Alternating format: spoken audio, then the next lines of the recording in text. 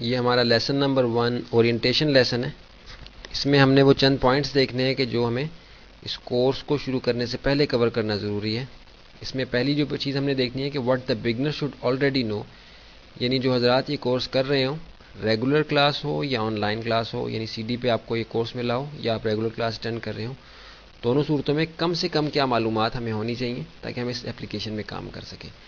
تو اس کے لیے ایک چھوٹی سی ہم دیکھتے ہیں کہ اپلیکیشن ہمارے پاس ونڈوز پروگرام ایسیسریز پینٹ کی ایک چھوٹی سی اپلیکیشن ہمارے پاس موجود ہے.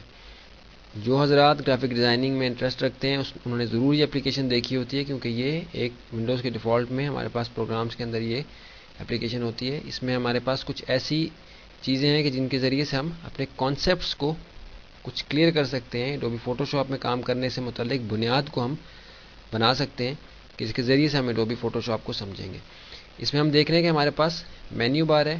اس مینیو کے اندر ہر آپشن کے اندر سب آپشنز ہیں.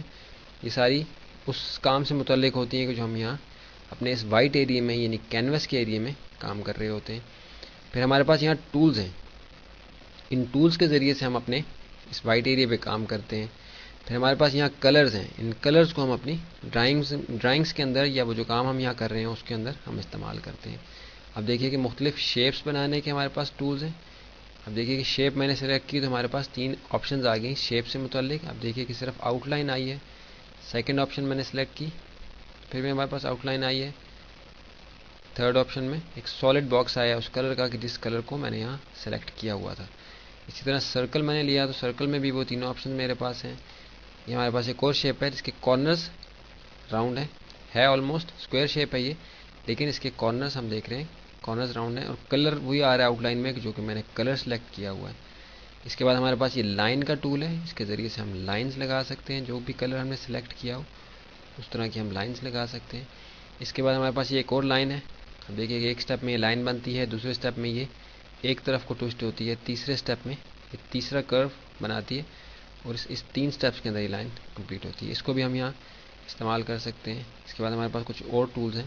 تو ان ٹولز کو استعمال کر کے پریکٹس کرنا یا اس کو سمجھنا مقصد نہیں ہے. اس کے ذریعے سے ہم ایڈوبی فوٹو شاپ کو سمجھنے سے متعلق اپنی بنیاد بنا لیتے ہیں، اپنے ذہن میں ایک کانسیپٹ بنا لیتے ہیں، خاکہ ہمارے ذہن میں بن جاتا ہے کہ کس طریقے سے ہم نے ایڈوبی فوٹو شاپ کو سمجھنا ہے. اس کو میں یہاں بند کر دیتا ہوں. ہم نے سیو نہیں کرنا، نو کر دیا.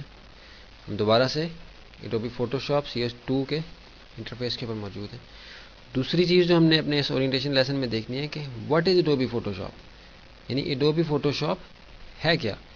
اور اس کے بعد جو ہمارا تیسرا کویشچن ہے کہ what is it used for. یہ دونوں چیزیں ابھی ہم سمجھیں گے.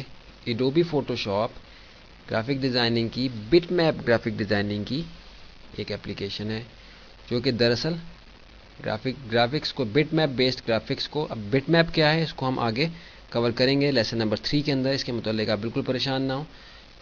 اس کو ہم لیسن نمبر 3 کے اندر دیکھیں گے کہ بٹ میپ اور ویکٹر کیا چیزیں ہوتی ہیں، کس قسم کے گرافکس ہوتے ہیں. اس کو ہم لیسن نمبر 3 میں دیکھیں گے. لیکن یہاں یہ بتا دیں کہ Adobe photo shop bit map based graphics کو ایڈٹ کرنے کی، انفیکٹ ایڈیٹنگ کی اس کی یہ اپلیکیشن تھی جو کہ اب ایک لازمی حصہ بن گئی ہے گرافک ڈیزائننگ کی انڈسٹری کا.